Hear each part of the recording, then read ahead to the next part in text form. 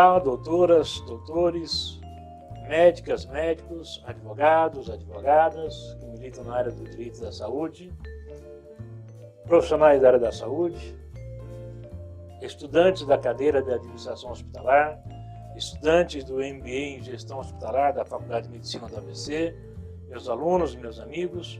O nosso tema hoje será uma continuidade do tema que foi levado no último dia 3 de maio, portanto deste mês, e que, por infelicidade, por problema tanto no WhatsApp como na plataforma do YouTube, nós tivemos uma série de problemas para darmos continuidade a este curso. Então hoje nós estamos gravando em nosso estúdio esse curso e eu espero que os senhores tenham proveito desse tema que eu reputo de grande valia. O nosso tema hoje é o atuar do médico anestesiologista. Para que nós entendamos esta situação, quem regula o atuar do médico anestesiologista, prima facie, é a Resolução CFM 1802 de 2006, Resolução do Conselho Federal de Medicina. Agrega-se a esta resolução o Código Civil, em seus artigos 186 a 927, que trata dos atos ilícitos praticados por um profissional da medicina ou por um outro profissional qualquer, por outra quebra de contrato qualquer, seja tácito, seja verbal, seja formal ou não. Também ao Código de Defesa do Consumidor, que protege o consumidor nessas relações de consumo, relações entre o médico-paciente e o hospital, assim como a Constituição Federal, em seu artigo 6º e 196 a 200. Na mesma atuada, temos também o Código Penal, caso haja alguma prática ilícita deste médico ou desta médica que venha a causar no paciente ofensa ao bem jurídico chamado vida, chamada integridade física. Pois bem, é sabido e consabido que a maioria dos pacientes, eles detêm um medo incomensurável da anestesia. Por incrível que pareça, o paciente tem mais medo do efeito da anestesia, do procedimento anestésico, do que da própria patologia em si e do efeito desta patologia e principalmente da intervenção cirúrgica que muitas vezes se faz necessário. Ou seja, eu tenho mais medo da anestesia, da agulha, da injeção, do que da gravidade da patologia em que eu fui diagnosticado. Muito bem, se faz necessário que nós entendamos que hoje este medo deve ser superado por esses pacientes. E deve ser superado por quê? Porque as estatísticas, os estudos, a literatura médica acerca do atuar do médico anestesiologista, acerca do procedimento anestésico, demonstra de forma cabal que eventuais ocorrências relacionadas à anestesia existem na proporção de 1 para 220 mil pacientes. Ou seja, em 220 mil pacientes, um paciente poderá sofrer um efeito iatrogênico ou um efeito adverso decorrente desse procedimento anestésico. E dentro desse 1%, eu posso dizer aos senhores que nós temos determinados tipos de paciente. São os pacientes com morbidade. Exemplo clássico, o paciente superobeso, obesidade mórbida, o paciente cardiopata, o paciente com deficiência de ventilação aérea, o paciente com problemas pulmonares, o paciente diabético, o paciente que tem alguma dificuldade motora, o paciente que tem problemas pulmonares, o paciente que tem problemas de reação alérgica a vários componentes da anestesia ou da droga que se aplica, da droga que vem para colocar esses pacientes para dormir. Senhores, antes do século XIX, até meados do século XIX, esses pacientes, quando eram operados, eles experimentavam todas as dores da cirurgia. Era algo horrível, era algo dantesco. Tanto é verdade que os médicos tinham que agir muito rápido dentro do procedimento cirúrgico para diminuir esse estágio de dor desses pacientes. Com o advento do século XIX, com a descoberta da anestesia, esses pacientes passaram a experimentar o conforto de serem submetidos a uma cirurgia sem que experimentassem as dores decorrentes dela. Em contrapartida, o médico ou os médicos passaram também a experimentar o conforto dessa cirurgia. Passaram a operar esse paciente com margem de segurança, com mais vagar, com mais cuidado, dando um conforto para que a cirurgia tivesse e alcançasse o resultado desejado. Pois bem, como nós estamos falando a um público que é misto, ou seja, nós estamos falando ou vamos falar para médicos, para advogados, para estudantes de medicina, para estudantes da cadeira de administração hospitalar ou para pessoas leigas que estão apenas em busca de informações, certamente porque ou já tiveram um problema ou porque irão passar por um procedimento cirúrgico, se faz necessário que nós abordemos algumas espécies de anestesia. Será uma abordagem en passant, superficial, onde nós vamos demonstrar a que serve e quais são as anestesias que se utilizam. Muito bem, nós temos a cirurgia, a anestesia RAC e a peridural. São anestesias que tiram apenas a sensibilidade de algumas regiões do corpo. Nós temos também a anestesia local. A anestesia local, senhores, é aquela anestesia que todos nós um dia já experimentamos.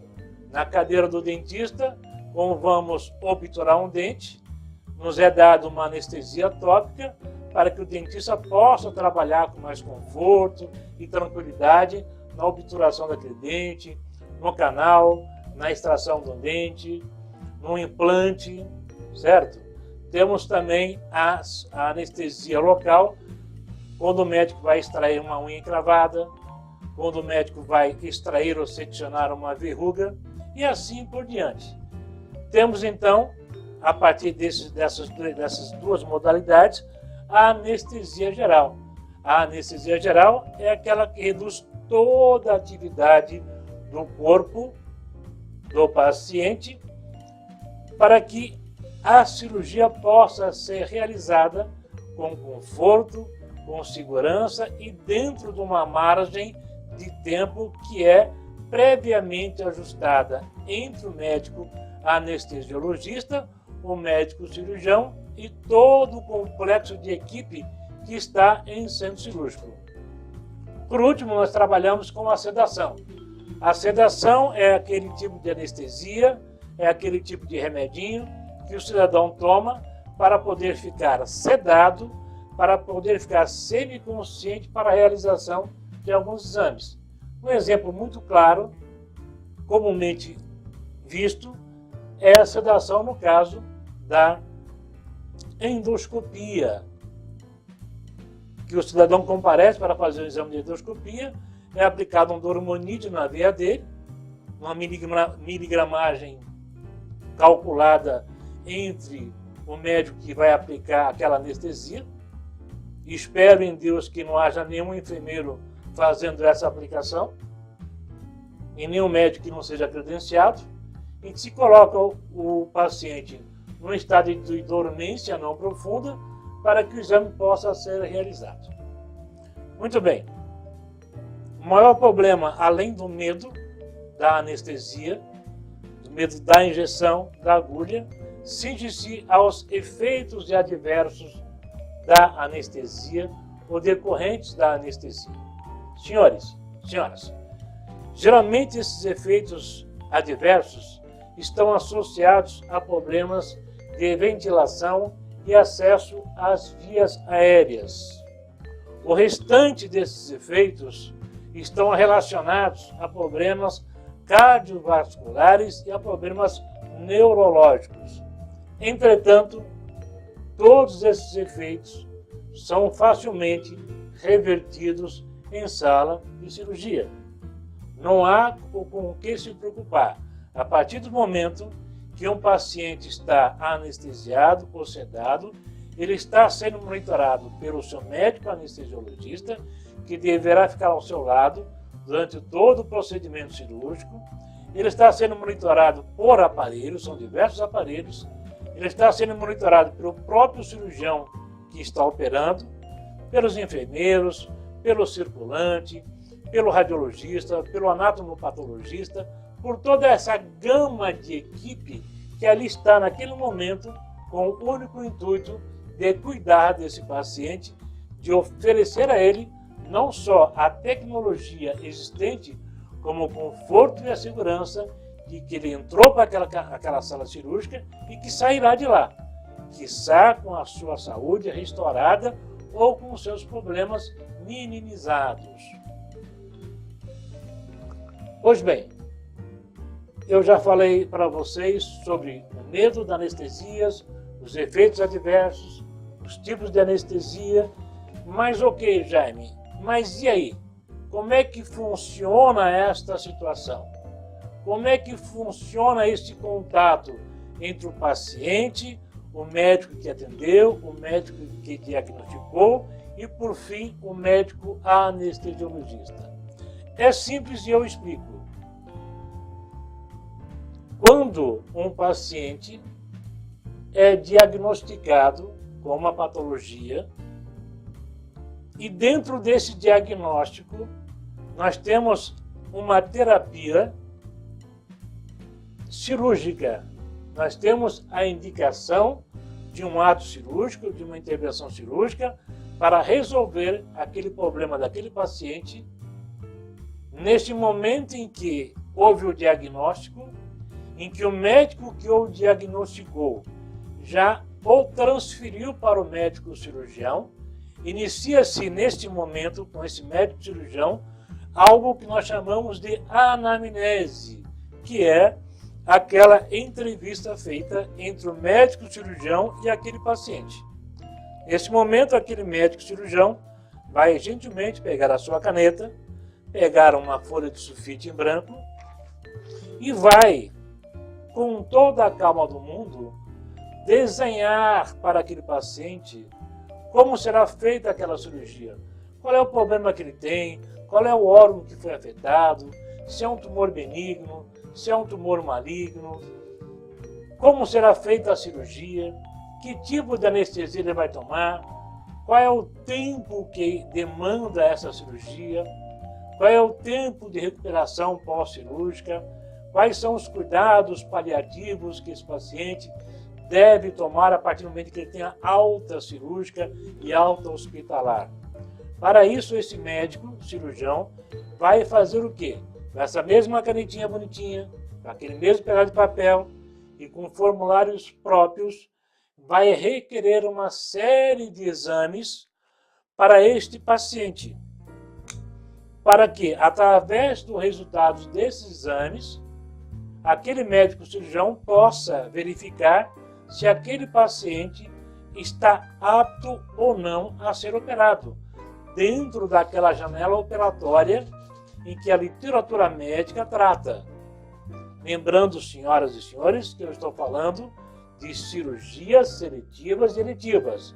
Eu não estou me referindo a casos de urgência ou de emergência, ok? Muito bem. A partir do momento que esse médico requer todos esses exames complementares, que são exames pré-cirúrgicos, o paciente vai realizar esses exames, hemograma, exame de imagem, ressonância, tomografia, ultrassom, raio-x, exame para alergia, certificação de alergia, função pulmonar, função renal, todos esses exames, essa gama complexa de exame, para dar ao médico cirurgião um olhar clínico, cirúrgico, periférico, para saber se aquele paciente está apto fisicamente, afora a patologia que foi diagnosticada, para ser operado. A partir do momento que esse paciente retorna com esses exames, o médico, a partir do momento que o médico analisa, após analisar toda aquela gama de exames, ele dá o sim ou não, ou como dizem os advogados, defere ou indefere o pedido. Ok, o paciente retornou ao consultório médico, trouxe todos os exames dizem em que ele está apto ao procedimento cirúrgico. Ato contínuo, o médico então vai encaminhar, pegar a canetinha dele novamente, os formulários próprios do convênio médico e vai fazer o encaminhamento desse paciente para o médico anestesiologista. E este médico anestesiologista vai recepcionar este paciente e vai começar tudo de novo. Vai ouvir o paciente, vai auscultar, vai oferir a PA, vai fazer um eletrocardiograma na própria consulta, vai analisar aquele prontuário do paciente que foi encaminhado pelo médico, cirurgião, pelo hospital, e dali este médico anestesiologista poderá então requerer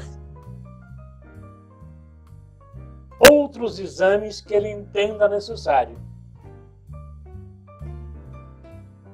Ou poderá se dar por satisfeito com relação aos exames em que aquele médico cirurgião já requeriu. Via de regra, o que ocorre é, quando o paciente vai ao consultório do médico anestesiologista, geralmente, por excesso de cuidado, esse médico anestesiologista requer alguns exames complementares e muitas vezes ele repete os mesmos exames que aquele médico cirurgião indicou e já recebeu. É o que nós chamamos de trabalhar com uma contraprova de segurança. Este médico anestesiologista, a partir do momento em que ele recebe do paciente esses exames complementares que foram requeridos, ele poderá ou liberar o paciente para a cirurgia ou indicar que aquele momento não é o momento oportuno para que ele faça a cirurgia, tendo em vista que os exames complementares que ele pediu não o deixam numa margem de conforto para poder participar daquele momento cirúrgico assistindo aquele paciente. Ou seja, aquele médico anestesiologista entendeu que o estado de saúde daquele paciente, atrelado aos exames complementares que ele fez, não propiciam ao paciente uma margem de segurança e de conforto para ser operado naquele momento. Talvez se faça necessário um tratamento pré-cirúrgico para que algumas situações ou algumas anomalias daquele paciente sejam supridas para então prepará-lo novamente para o campo cirúrgico. Mas, Jaime, eu tenho o primeiro médico cirurgião dizendo que, ok, os exames que estão comigo me dão uma margem de segurança para te operar. E, por outro lado, agora ele encaminha esse paciente para o médico anestesiologista. Esse médico anestesiologista entende que não. Quem está com a verdade, quem está com a razão, e esse médico anestesiologista tem esse direito, tem essa prerrogativa? Sim, senhores, eles têm sim. Esse médico anestesiologista, ao consentir, ao indicar, ao anuir o procedimento cirúrgico, a concordar com o procedimento cirúrgico, ou a impedir momentaneamente esse procedimento cirúrgico, ele está respaldado pela resolução do Conselho Federal de Medicina, resolução 1802 de 2006, em seu artigo 20 e seu artigo 21. Mais do que isso, ele vai se resguardar, porque quem vai colocar aquele paciente para nanar, para que o procedimento cirúrgico seja realizado com sucesso, é esse médico anestesiologista. Ele responde pelos seus atos, ele responde pela sua profissão.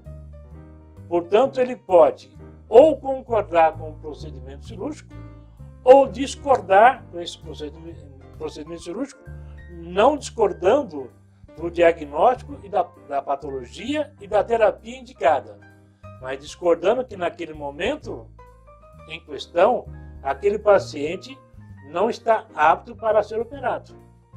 Por quê? Porque alguns exames complementares que ele pediu vieram com alterações significativas que não permitem que aquele paciente possa entrar em campo cirúrgico e receber uma dose de anestesia, podendo vir esse paciente a experimentar efeitos iatrogênicos, efeitos adversos ou até mesmo entrar em óbito. Portanto, o respaldo legal desse médico anestesiologista é a própria resolução CFM 1802 de 2006.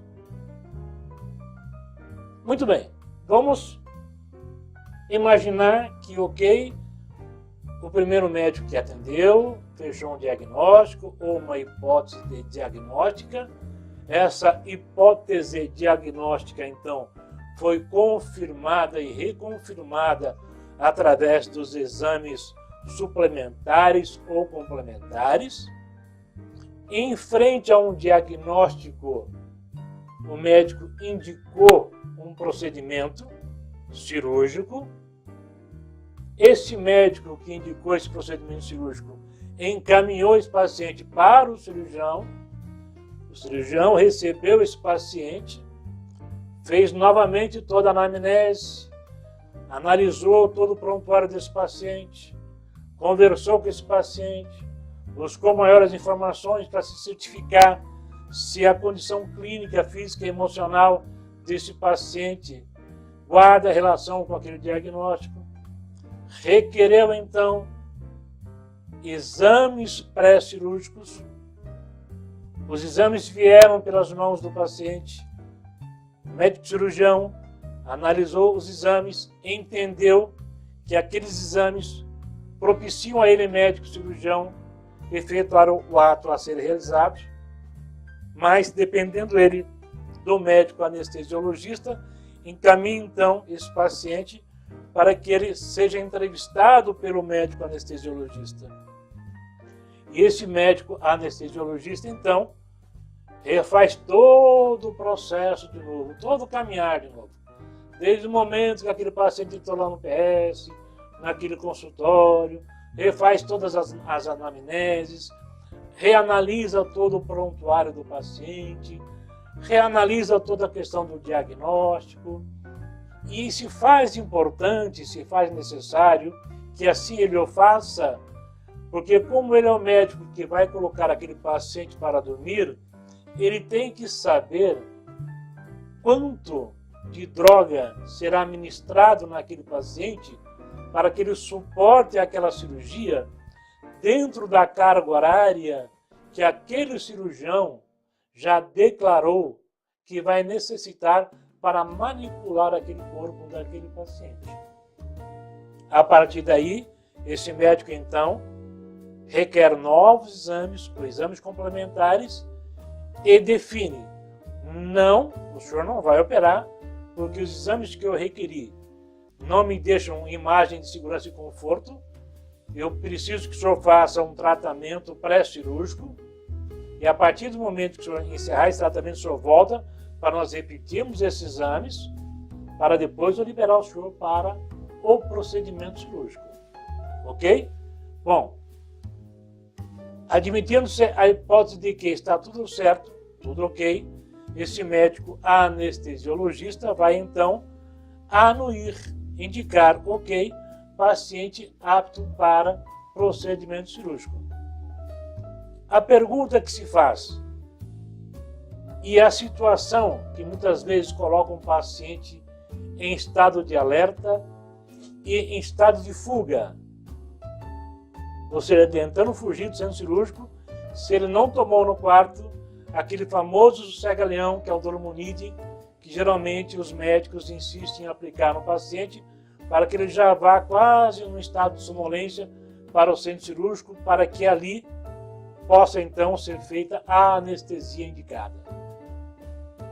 Nem sempre o médico anestesiologista que entrevista o paciente, que requer os exames complementares ou que libera o paciente para a cirurgia, será o médico anestesiologista que estará em campo cirúrgico. E aí, o que acontece? O paciente, naquele primeiro momento, já travou uma amizade, já travou um grau de confiabilidade com aquele médico que fez a entrevista, já se sentiu confortável, entre aspas, em segurança, e vai todo pomposo para campo cirúrgico. Lá chegando, ele começa a procurar, mas cadê o médico? Cadê o médico? Até que chega o médico e fala, olha, quem vai dar decisão sou eu. Aí o bicho pega.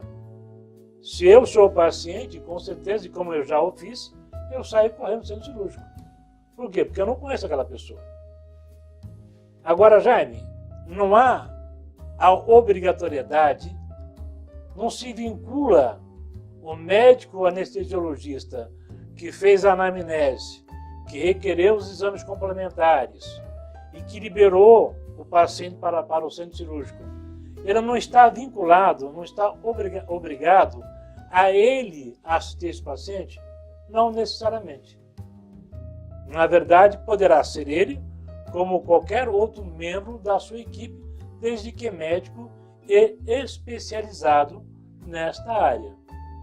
E a previsão legal, nós ainda encontramos na própria resolução do Conselho Federal de Medicina, a resolução 1802 de 2006. Em seu artigo 1º, inciso 1º, letra C dessa resolução. Portanto, ao médico anestesiologista, eu deixo um alerta e um pedido para que ele informe ao seu paciente se será ele a estar em campo cirúrgico ou se será alguém da equipe dele. E de preferência que este paciente tenha acesso também a esse médico que efetivamente vai fazer o procedimento anestésico nele. Isso se faz necessário para dar margem de segurança e de tranquilidade para o paciente. Porque se o paciente for igual ao Dr. Jaime, com certeza ele vai sair correndo do centro cirúrgico. Assim como já aconteceu comigo. Por quê?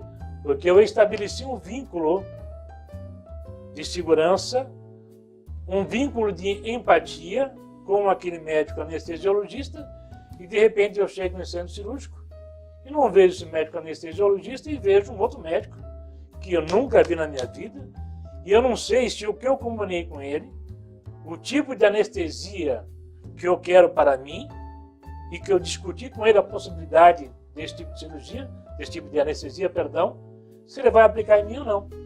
Opa, peraí, parou. Vou tocar a campainha, eu quero descer. Jaime, você está me dizendo que eu, paciente, posso escolher o tipo de anestesia? Eu posso conversar com o médico a esse respeito? Você pode e deve. Até porque a previsão legal está no artigo 15º do Código Civil Brasileiro. Portanto, você pode e deve. Mais do que isso, o próprio artigo 32 do Código de Ética Médica também assim diz. Que esse diálogo entre médico e paciente tem que ser amplo e irrestrito. E o médico hoje tem sim a obrigação de discutir, de informar ao seu paciente todos os procedimentos que serão adotados, excetuando-se em caso de agravamento em centro cirúrgico, em que você vai estar anestesiado e que o médico não vai poder falar contigo. E muito menos vai poder largar o teu corpo aberto para sair daquele campo cirúrgico que está totalmente blindado para ter acesso em área altamente contaminada para pedir autorização ao familiar se ele pode ou não prosseguir naquele procedimento, porque houve um problema maior, houve uma anomalia naquela cirurgia e nós estamos, sim, dispostos a esse tipo de intempérie. Qualquer paciente e qualquer médico está disposto ou exposto a esse tipo de intempérie. Portanto, o paciente deve estar atento para quando estiver na frente desse médico anestesiologista, perguntar a ele: doutor ou doutora, será o senhor ou será a senhora que fará o procedimento anestésico em mim? Ou será alguém da sua equipe? Se for alguém da sua equipe, o senhor já tem o nome. Ah, não tem? Quando é que o senhor vai ter, doutor? Olha, eu vou escolher na hora, doutor, então eu não me sinto confortável a prosseguir com o senhor. Porque eu quero saber quem estará em centro cirúrgico. É meu direito e sua obrigação a me comunicar. Se o senhor não sabe agora, tente se certificar até 7 dias antes da cirurgia, para que eu possa conhecer esse médico que vai me colocar para dormir. Que caso contrário, eu vou bater em outro portão. Esse é o direito do paciente e é a obrigação do médico anestesiologista. Vamos falar um pouco agora com relação à questão do prontuário do paciente. Alguns médicos anestesiologistas, eles entendem que para ele basta as anotações feitas por ele em relação àquele paciente no próprio prontuário que é fornecido a ele pelo hospital ou pelo aquele médico cirurgião. Aqui, nesse momento, eu quero alertar aos senhores médicos anestesiologistas que estão completamente errados. Portanto, o prontuário do paciente que vem do hospital, a guarda, segurança e manutenção pertence àquele hospital ou àquele médico. O médico anestesiologista poderá fazer anotações naquele prontuário? Poderá não, deve fazer. É dever, é condição impositiva, não é faculdade, não é alternativa. Mas isso não exime que ele também tenha o seu próprio prontuário. Todo médico anestesiologista deve sim ter o prontuário de cada paciente a que ele submete ao procedimento anestésico, sob pena de responder na esfera administrativa e judicial, se não o tiver. Lembrando aos senhores médicos, aos administradores hospitalares, aos gestores, aos diretores clínicos, aqueles diretores clínicos que estão lá na resolução 2147 de 2016, cuja responsabilidade médica, civil e penal e administrativa foi ali regulamentada de forma muito clara e objetiva, que a falta desse prontuário gera problemas de natureza séria. Lembrando ainda a esse médico que é este prontuário que vai servir de prova para ele num eventual processo civil, administrativo ou penal. Lembrando mais ainda que quando se fala em prontuário do paciente, geralmente a ideia que se tem é: prontuário do paciente é tudo aquilo que diz respeito ao paciente, como ele entrou no hospital, qual foi o médico que atendeu, como estava a pH, como estava a temperatura, se ele estava saturando, se não estava saturando, se tomou antibiótico, se tomou soro, se tomou Novalgina, quando foi receber alta. O prontuário do paciente é muito mais do que isso. Senhores médicos, médicas, profissionais da saúde, administradores hospitalares, gestores, diretores clínicos. Deixa eu fazer uma observação aqui.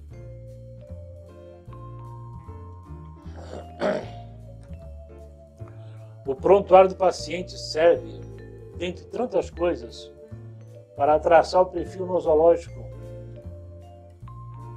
dos pacientes, perfil nosológico em hospital, de um município, de um estado. O prontuário do paciente serve para traçar um perfil de uso de drogas, dispensação farmacêutica, utilização, para alimentar meu departamento chamado compras. O prontuário do paciente serve também, em caso de hospitais particulares, como elemento de rechecagem e auditoria do contas a receber. O prontuário do paciente, senhores, serve também, dentre outras, para discussão e estudos científicos de diagnósticos de pacientes. Serve também, senhores, para discussão de cunho científico com relação à questão do óbito. O prontuário do paciente é a peça mais complexa do que aquela vã filosofia de que ali se resume a vida do paciente. Ele extrapola isso. O prontuário do paciente pode servir de análise de CPV, custo de produto vendido, que tanto o Estado como o particular vende um produto chamado saúde e seus complementos, que são os remédios, que é a hotelaria, dispensação medicamentosa, segurança do paciente, as normas de estrutura de uma unidade hospitalar. Portanto, além de tudo, além do dever, os senhores poderão abstrair desse prontuário toda essa gama de informação. Legal? Entenderam? Porque é importante ter esse prontuário do paciente? Porque é importante que o hospital tenha o seu prontuário, o médico que fez o diagnóstico também tem esse prontuário, e o médico anestesiologista tem um dele. Um prontuário vai complementar o outro, só que um não descarta o outro, em hipótese alguma. Tomem muito cuidado com isso. Nós tivemos então um primeiro momento de visita pré-cirúrgica, onde o paciente se envolveu, gerou uma empatia com o seu médico ou a sua médica anestesiologista, submeteu-se a todos os exames que o médico anestesiologista requereu, ou não se submeteu porque o médico entendeu que aqueles exames que ali estavam lhe eram suficientes para poder fazer o procedimento anestésico, e foi então agendada a cirurgia. Qual seria então o segundo momento para que este médico anestesiologista tivesse um contato com o seu paciente? No dia da cirurgia. No dia da cirurgia, de preferência 40 minutos a 1 hora antes da cirurgia, esse médico anestesiologista ou o médico da equipe que foi indicado deverá comparecer naquele hospital, procurar pelo paciente e reavaliar esse paciente. Via de regra, quando o médico anestesiologista, no dia da cirurgia, faz essa reavaliação, ele se depara com um paciente que está muito nervoso, não está saturando bem, a PA está alterada, nós temos sintomas que são emocionais, que podem ser revertidos com dormonide, um calmantezinho, e aí baixa a adrenalina. Como também pacientes que apresentam uma anomalia respiratória, decorrente de uma gripe forte, de um resfriado, de uma alergia. Isso faz com que o médico anestesiologista indique: o senhor está de alta, o senhor não poderá ser operado hoje. E já faça a comunicação ao centro cirúrgico. E aí toda aquela sala que já foi montada com todos os instrumentais, ela será então recolhida e preparada para outro evento cirúrgico. Ok, Jaime. Tudo ok? Estão me mandando para o centro cirúrgico. E agora? Agora é simples. Quem te colocou para dormir vai ter que te colocar para acordar. Ou seja, vai colocar você para dormir, vai fazer com que o efeito do anestésico passe em você. Um problema sério que nós temos hoje, e eu quero já de antemão pedir perdão para vários amigos médicos e principalmente anestesiologistas que eu tenho, amigos e clientes, mas nós sabemos que muitos médicos anestesiologistas não cumprem o que a resolução 1802 de 2006 prescreve.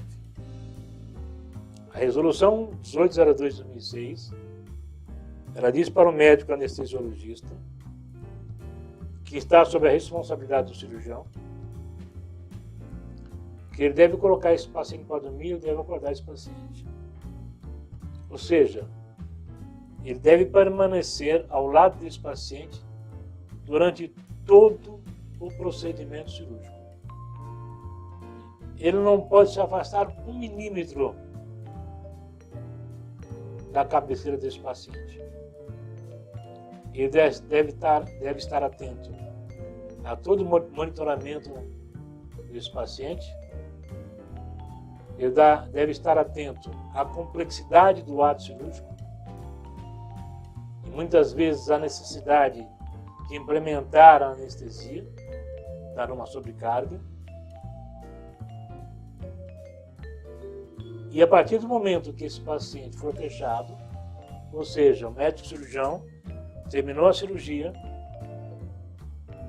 fechou o corpo do paciente, fez a asepsia local, preparou esse paciente para sair daquele ambiente cirúrgico, do centro cirúrgico.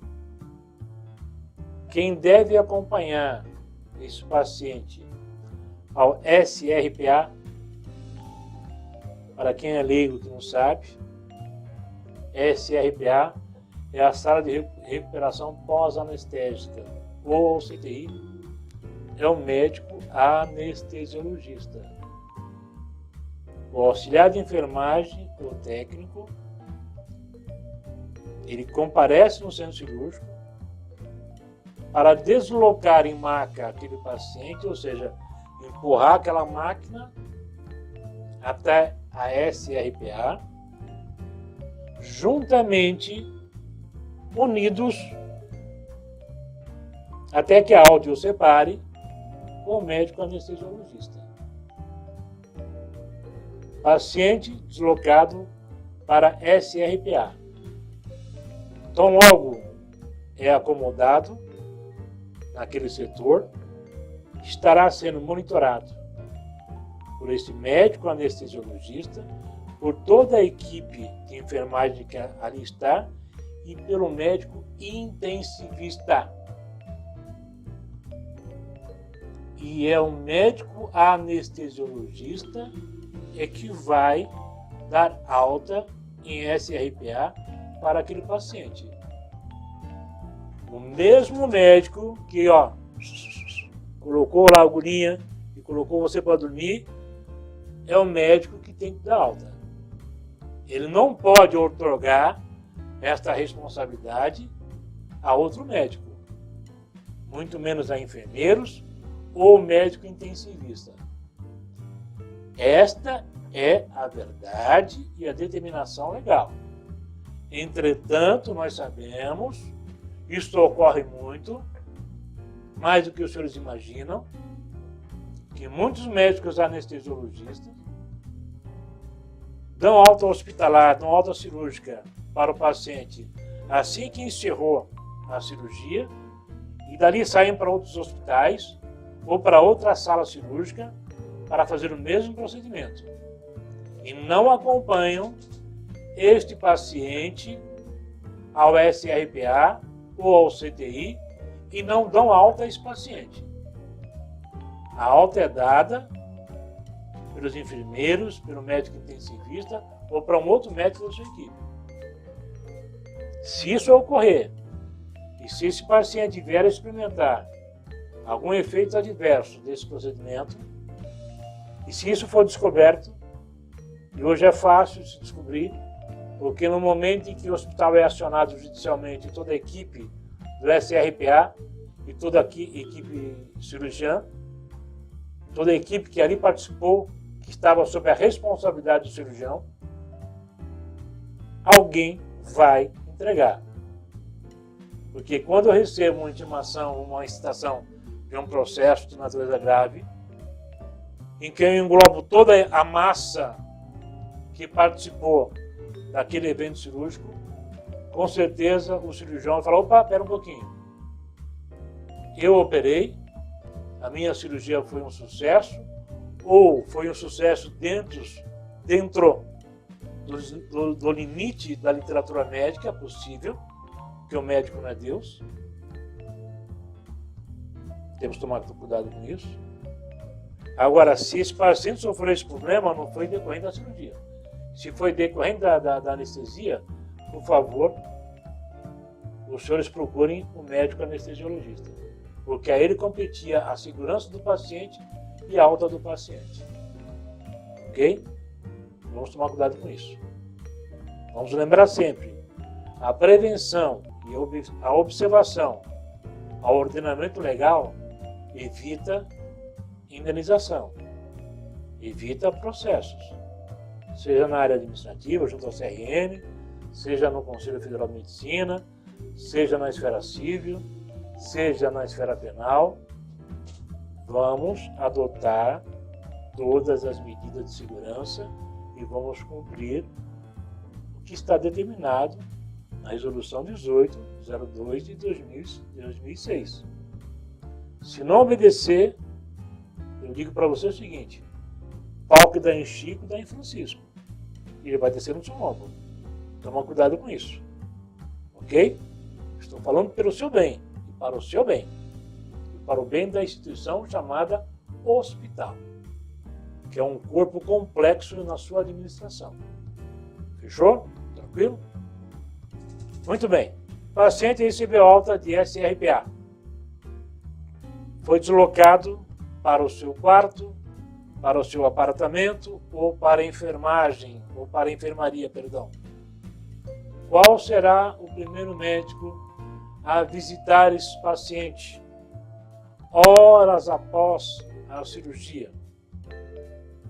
No meu entender, embora não haja previsão legal, a resolução não diz que ele tem que ir visitar esse paciente no quarto, mas para os médicos que são meus amigos, que são meus clientes, e para alguns hospitais em que eu dou assessoria, eu indico que o primeiro médico a comparecer no quarto, no apartamento ou na enfermaria para visitar aquele paciente, para reconfirmar a sua alta, é o médico anestesiologista.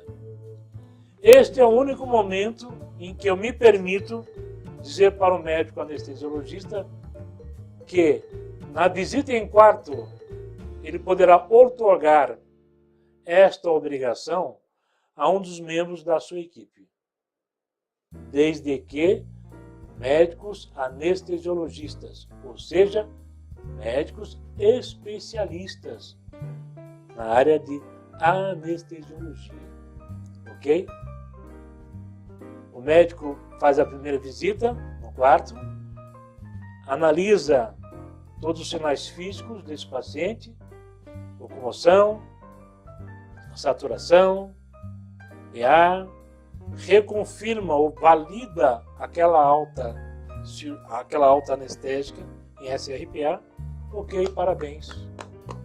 Bola para frente, vamos atender outro ou outros pacientes.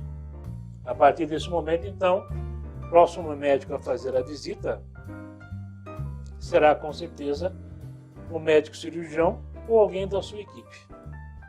Que aqui eu sempre brinco, mas não seria bem uma brincadeira, mas o correto seria que o médico que operou, que ele fizesse a visita ao paciente, que explicasse ao paciente como foi a cirurgia, explicasse aos seus parentes, seus filhos, mulher, tio, vovô, vovó, sua namorada, como foi a cirurgia, quais serão os procedimentos a partir do momento em que ele estiver naquele hospital e no pós-operatório, em berço hospitalar ou na sua residência. E o que nós muito constatamos, ou que se constata, é que, via de regra, o médico que opera sai por uma porta e quem vai fazer a visita geralmente é um médico da equipe daquele médico cirurgião. E aí você vai quebrando aquele grau de empatia que foi gerado entre paciente e médico, em que eu reputo de grande valia e importantíssimo nessa área da medicina. Pois bem, senhores, próximo passo é entender se a atividade do médico anestesiologista é atividade fim ou meio, ou seja, se é atividade de resultado. E me causa medo, espanto, porque vários julgados, inclusive do STJ e do STF, trazem um entendimento que a atividade do médico anestesiologista é atividade de resultado. Ou seja, se ele colocou para dormir, ele tem que colocar para acordar. E o meu espanto e medo tem fundamento, porque eu entendo que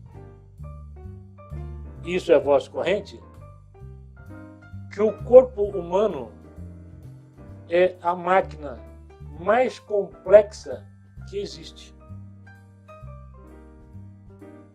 E dentro dessa complexidade, é a máquina que mais pode nos surpreender dentro de um procedimento cirúrgico.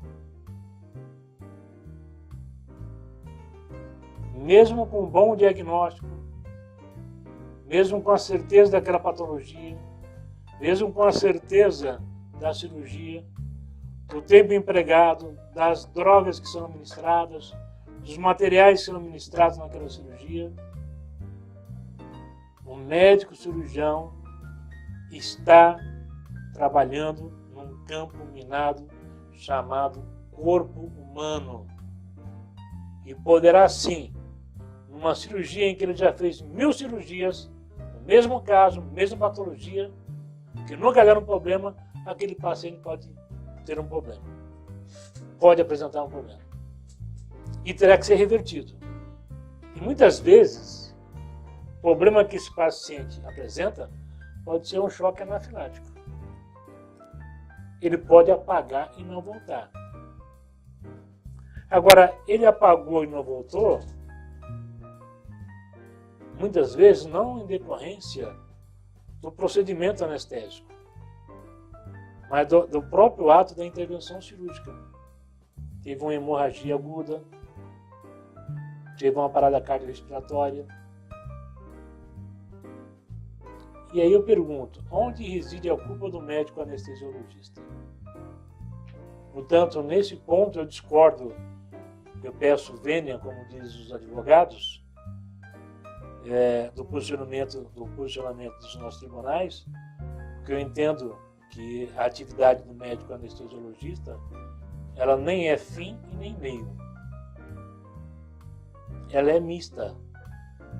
E cada caso deverá ser analisado segundo a sua magnitude e a sua complexidade. Ou seja, traduzindo em miúdos, em letra de forma, eu vou ter que investigar o caso.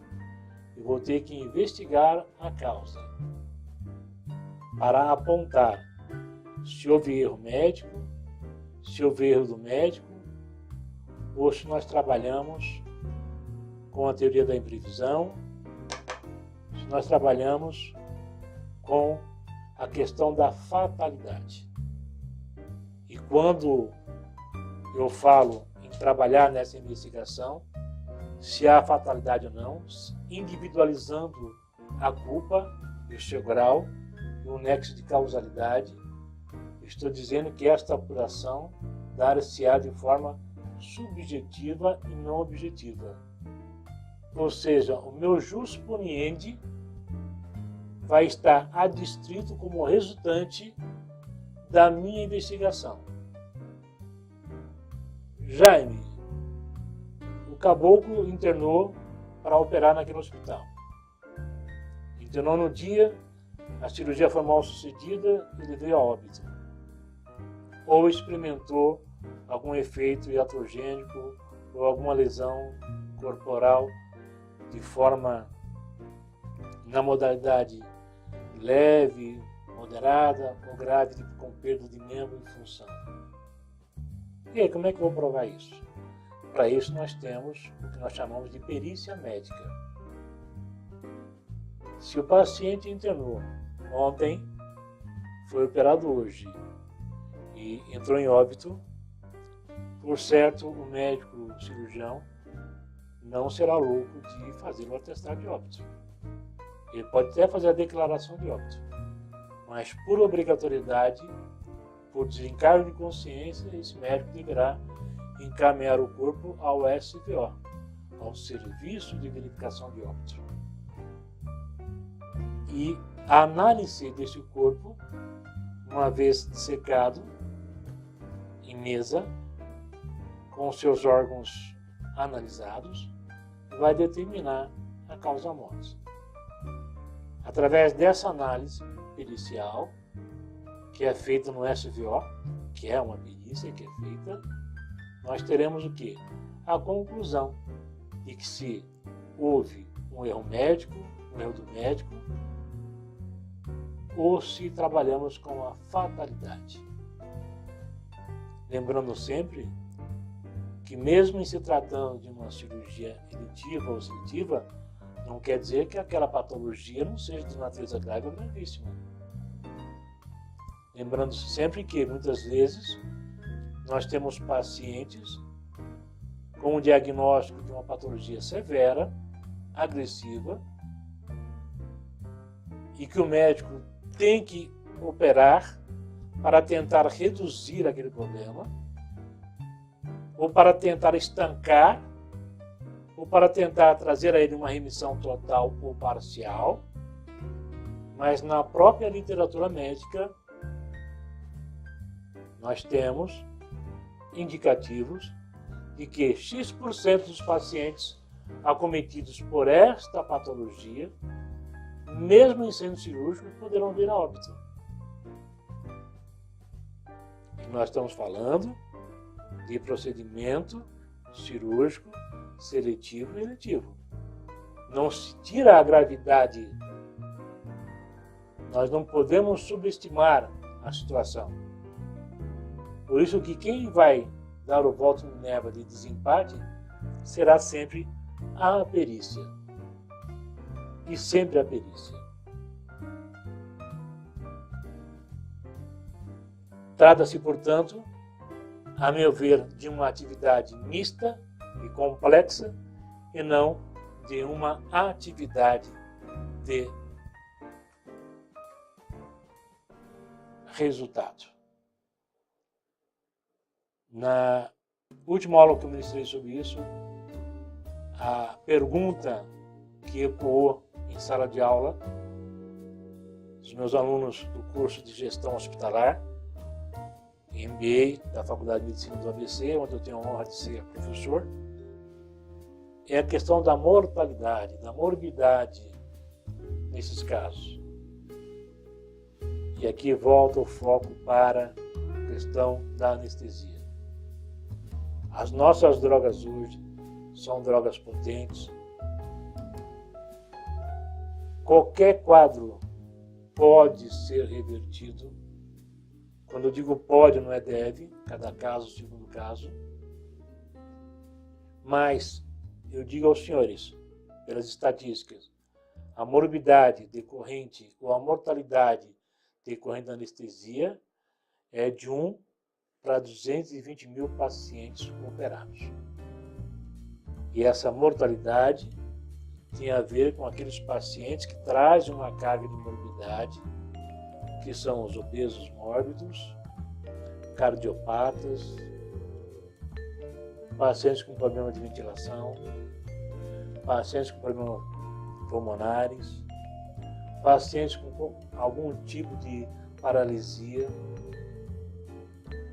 pacientes com disfunções hepáticas, disfunções renais. Eles estão dentro desse limiar de 1 para 220 mil.